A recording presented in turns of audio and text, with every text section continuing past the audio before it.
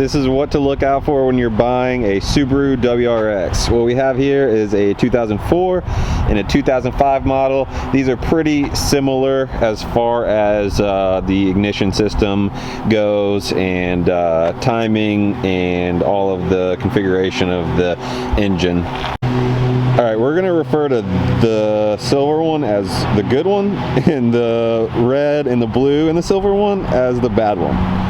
So the bad one, dirt all over the engine bay, corrosion on the intake manifold, intercooler, the coolant reservoir has rust on it. These are things that you should look out for. Okay, the good one, as you can see, the engine bay is way cleaner. These are signs that people have took care of the engine bay. They've been up underneath the hood every once in a while. There's a little bit of oxidation on the intake manifold, but not too bad overall. 100% better than the other one. I cannot stress this one enough, is just simply check the oil. These cars need oil to survive. Turbocharged cars are more dependent on having enough oil than regular cars. So when you're looking at one, just pull the dipstick, check the oil. The owner won't care if he's not trying to hide anything. So obviously this WRX has been in a front end collision. The hood and the bumper don't match the original paint color. The other thing that you can see here is the radiator support is probably bent a little bit because the radiator is real close to the frame on this side and not so much on this side. So just kind of watch that. The radiator support isn't the best on these cars, and along with the rust and everything on this one, the radiator support probably needs to be cut out, and we need to weld a new one on, and might do that in a future video, so we'll find out then. But as you can see, I have a turbo inlet hose sitting right there, so you know, always make sure you got that. You know, connectors need to be good, but that's pretty much it for the engine bay. You know, check the belts and check for leaks, of course. Like the timing cover is a really good place. If the cam seals are leaking, then sometimes there's going to be oil running out of the timing cover. You know, there's a little crack down there. I don't know if you can see it real well, but there's a crack in the timing cover. If you don't know where the valve covers are on this, it's not on the top. It's a flat 4 engine, and so that means the pistons are basically sideways, and so you have 2 on this side down here. That's 1 valve cover, and then your 2 coil packs, and then you come over here and here's the other valve cover, and the valve covers do tend to leak sometimes on these, especially higher mileage, so definitely check that. Honestly, it's going to be pretty hard to check and see if the valve covers are leaking. Normally there's going to be a wiper fluid reservoir sitting in the way of really getting a good look at this valve cover, and as you can see, the intake is blocking up most of that side. So the best thing I would recommend is just bring a jack with you and jack up the car, get up underneath it, also a jack stand, of course. You'll get a way better idea of the engine or the diff seals or transmission, if any of that is leaking, if you get up underneath the car. It may be a little bit of you know, something different that people don't usually do, like bring jacks to when they look at cars, but I highly recommend it.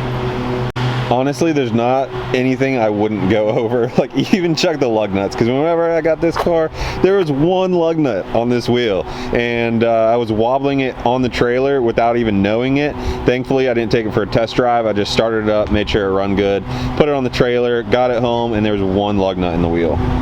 The guy said that he didn't know that there was only 1 afterward. I texted him, but I'm pretty sure he drove on it just for a little bit because the wheel isn't in the best shape in the world, and it just wasn't pretty.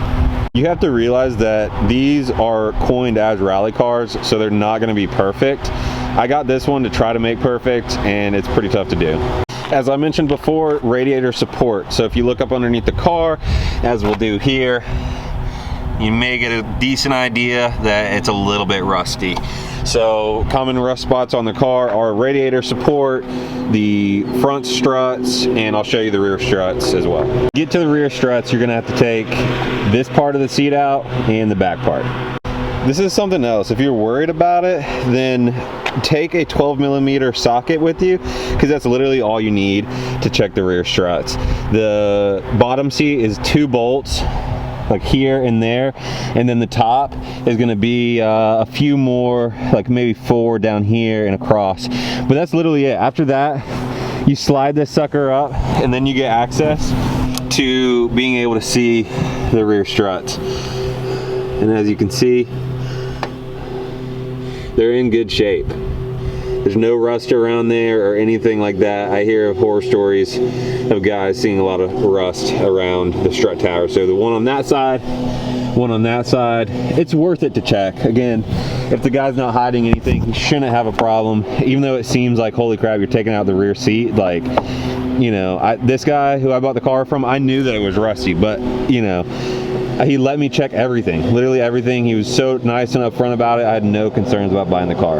Another thing with these being rally cars, and you know that they're gonna not be perfect, a little rust is okay. If it's not structurally damaging, you know, and you're not worried about the frame literally falling out from up underneath you, a little rust is okay, you know, especially if there's none on the strut towers or anything like that, and you don't want it to be a show car, you know. The red one here, or the, you know, multicolored, I should say, is gonna be more of a fun race car, so I don't care about the rust so much.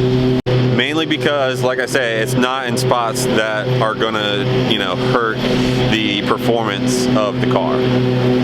All right, moving on to the inside. See this cable right here? It is a access port cable. So you know for certain that this car has been tuned at one point. Not a big deal, but it is good to ask the owner if the car has ever been previously tuned, if there's a tune on it, etc. Not too much to say about the inside. If you take it for a test drive, Subarus are known for a sloppy shifter. I replaced the shifter bushings on this one for a pretty inexpensive amount.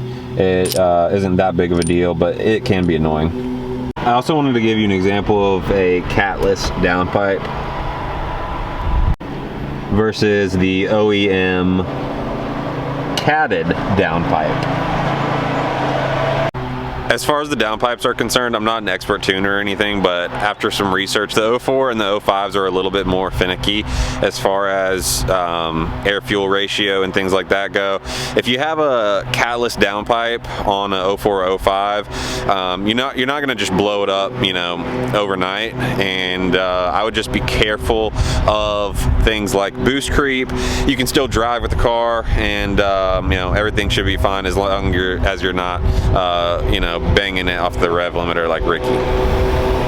The other thing is, if your car that you're looking at has a catted OEM downpipe, that sucker is worth money. I mean, I'm talking like $1,000 right now. If you're watching in 2022, because they're so hard to come by, and you don't need a tune, you know, or not even worry about a tune. If you have the catted downpipe, it is a pretty rare find to find one. Okay, the last thing I'm going to say is watch out for mismatched tires in the front and rear, especially the tread on them. Because of the all-wheel drive system, if one side or one front or back has different sized tires, it is not good for the differential system. So just kind of another thing to look out for. All right, so that's it. If you're looking for a WRX, it's hopefully satisfied you as far as like what to look out for. If you have any questions, let me know. Again, these are rally cars, you know, so people buy them to have fun, and they're not going to be perfect, but there are things that you can look out for to assure that it's not going to just blow up on you in 2 seconds. If you have an access port or a check engine light scanner, I would bring it, hook it up to the car, because if they cleared out codes, you still may have a couple that'll pull up even if the check engine light isn't on. So again, if you have any questions, let me know. Subscribe, like. Appreciate you guys watching. See ya.